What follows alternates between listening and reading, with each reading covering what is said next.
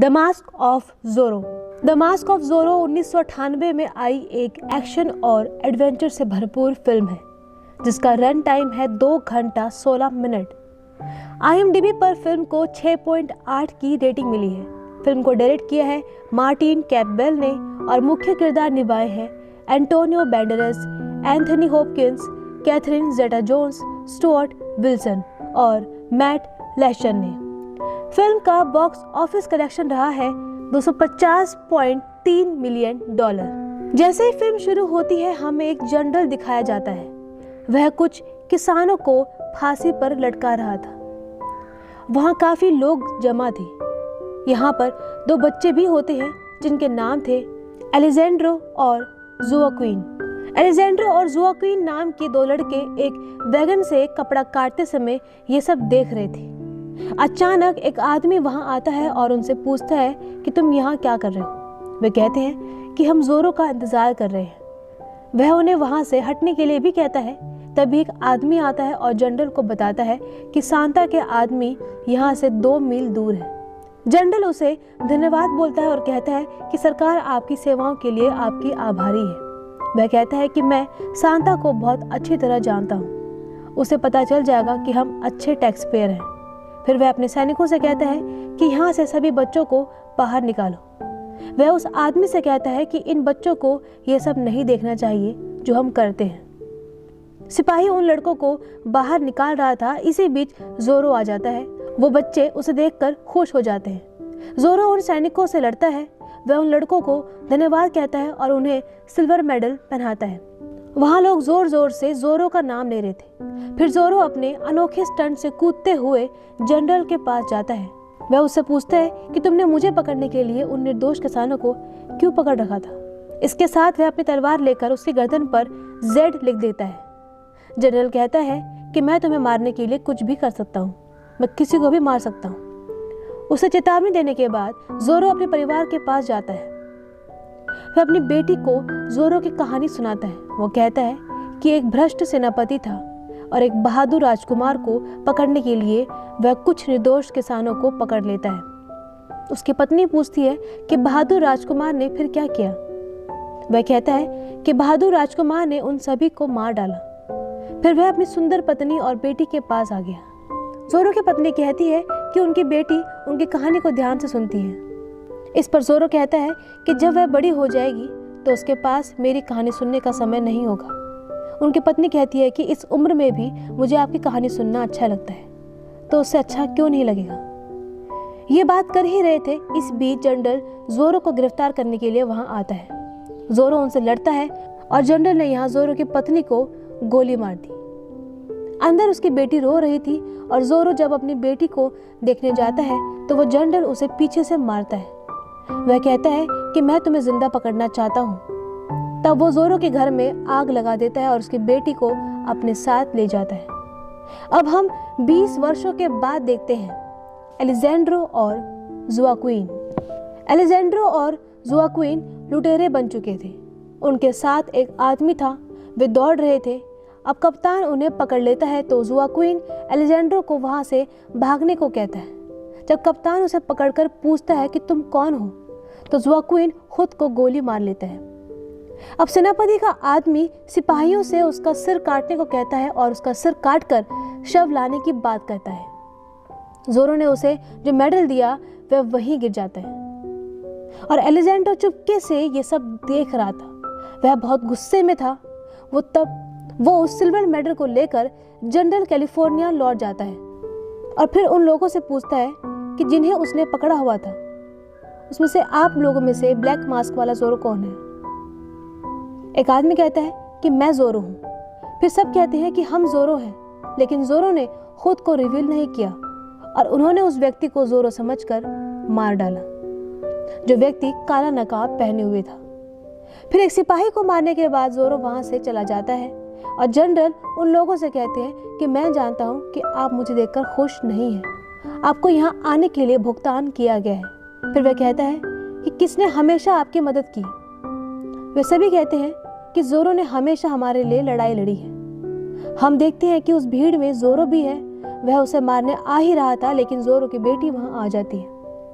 वह अब एक युवा सुंदर लड़की है। फिर हम देखते हैं कि एलेजेंड्रो जो नशे में था और अधिक दारू खरीदने के लिए वह उस मेडल को बेचता है, तभी जोरो वहां आता है और उसे पूछता है कि यह किसका मेडल है। वह उसे कहता है कि यह मेरे भाई का मेडल है जो अब मर चुका है। इस बीच जनरल का आदमी वहां आता है और एलेजेंड्रो उसे मारने लगता है।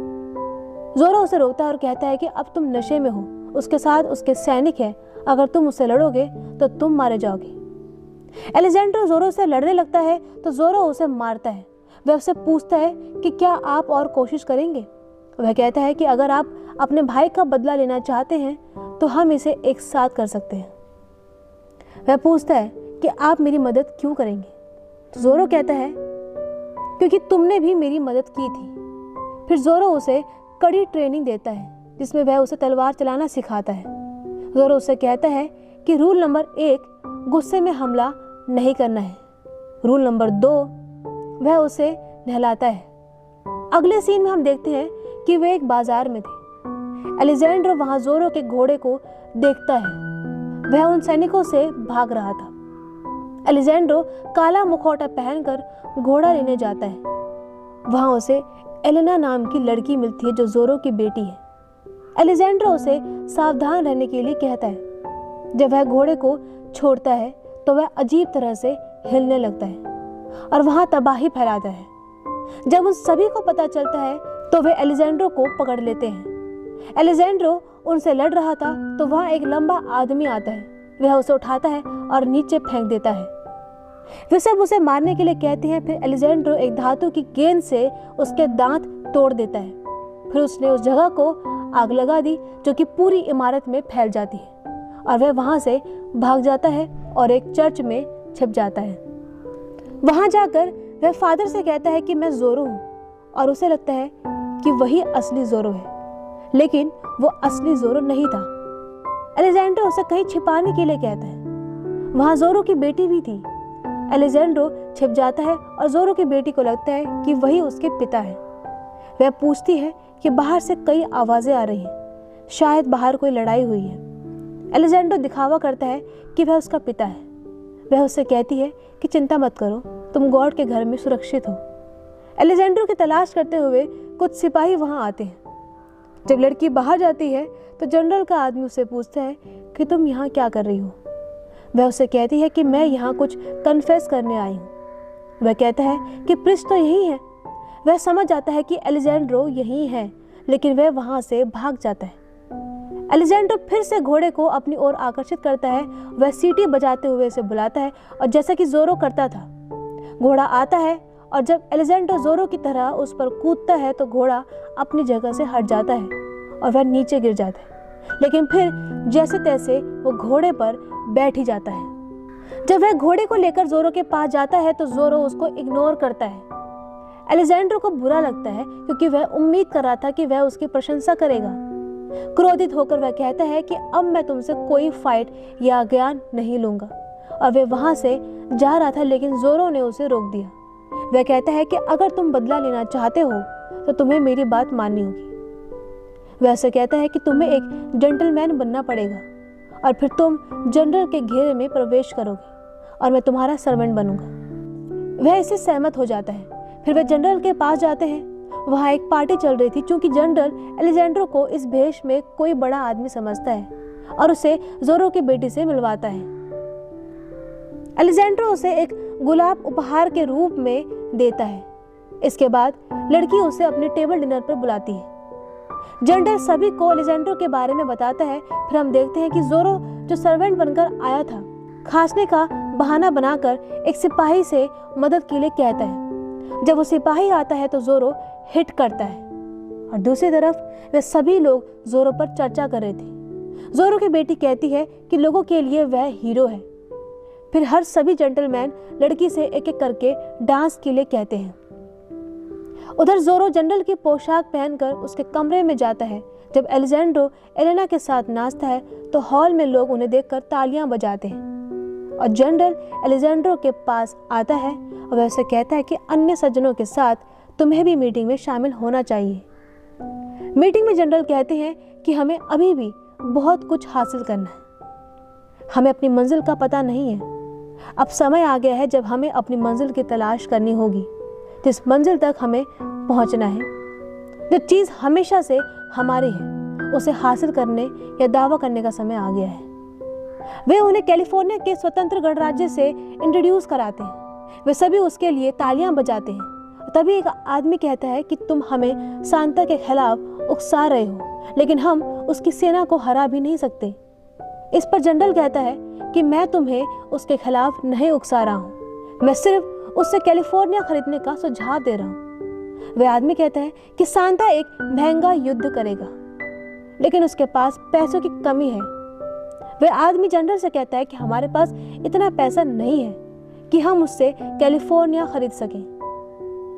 जनरल का कहना है कि मैंने उसके साथ पहले ही डील कर ली है। इसके बाद वह एक बक्सा खोलता है जिसमें सोना था। वह कहता है कि कल सब लोग मुझसे यही मिलेंगे तो आपकी शंकाएं दूर हो जाएंगी, यानी किसी के दिल में कोई शक नहीं होगा।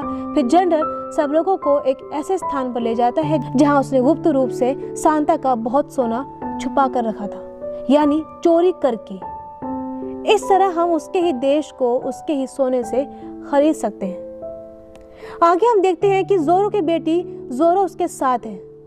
वह उससे पूछती है कि आप एलेजेंड्रो के साथ कब से हैं? जोरो बताता है कि काफी समय से। फिर वह जोरो के साथ एलेजेंड्रो के बारे में अपनी फीलिंग शेयर करती है। जोरो उससे कहता है कि आप अपनी माँ की जैसी हैं। अलीना पूछती है कि तुम यह कैसे जानते हो? जोरो इस पर कहता है कि मैंने ये एज्यूम किया है, बस क्योंकि आप जनरल की तरह तो बिल्कुल भी नहीं दिखती। जोरो की बेटी कहती है शायद हम पहले मिल चुके हैं, क्योंकि तुमसे मिलना कुछ अच्छा फील दे रहा है। दूसरी तरफ जनरल एलेजेंड्रो को शराब की पेशकश करते हैं और वो एलेजेंड्रो को वो शराब पेश करते हैं जिसमें उनके भाई का सिर और दूसरे ड्रिंक में उसका हाथ था। जनरल कहता है कि मुझे लगता है कि आप वह व्यक्ति नहीं हैं जो आप होने का दिखावा कर रहे हैं। इस पर एलेजेंड्रो कहते हैं कि मुझे उम्मीद है कि आप मुझे वही व्यक्ति मान रहे हैं जो मैं हूं। एलेजेंड्रो उदास था। तब जोरो उससे कहता है कि बदला लेने के लिए हमें अपनी नफरत को छुपाना होगा। फिर वह उसे काला मुखौटा देता है और अगले सीन में हम जनरल और जनरल के आदमी को बात करते देखते हैं। इसी बीच अलार्म बजता है। वे सतर्क हो जाते हैं क्योंकि जोरो वहां आता है। जनरल सुरक्षा दुगुनी करने के आदेश देता है और जनरल का आदमी जनरल से कहता है कि हमें सारे सबूत हटाने हैं। जनरल चुपके से उन कागजों को उठा लेते हैं। इसके बाद जनरल के आदमी और एलेजेंड्रो के बीच लड़ाई होती है। जनरल भी वहां आ जाते हैं और लड़ते हुए एलेजेंड्रो वहां से भाग जाता है। तब जोरो की बेटी वहां आती है और एलेजेंड्रो से कहती है कि जो कुछ भी तुमने मेरे पिता से चुराया है उसे लौटा दो। एलेजेंड्रो कहता है कि मैं अभी आपको उचित निर्देश नहीं दे सकता। फिर वे दोनों लड़ते हैं। एलेजेंड्रो फिर वहां से चला जाता है और अगली सुबह सभी सैनिक एलेजेंड्रो का पीछा कर रहे थे। जोरो की तकनीक के साथ एलेजेंड्रो उन सभी को गिरा देता है और उन सभी को हराते हुए आगे बढ़ता है। अगले सीन में वह जोरो को अपना प्लान बता रहा होता है कि कैसे माइन के सभी कामगारों को बचाया जा सकता है। जोरो का कहना है कि मैं तुम्हारे साथ नहीं जाऊंगा, मेरे अपने निजी मामले हैं। एलेजेंड्रो कहता है कि आप कैसे बोल सकते हैं कि हमें उन सभी को बचाना है? जोरो कहता है कि मैंने अपना पूरा जीवन उन्हें समर्पित कर दिया है। वह उस पर जोर देता है कि यह सही नहीं है और वहां से चला जाता है।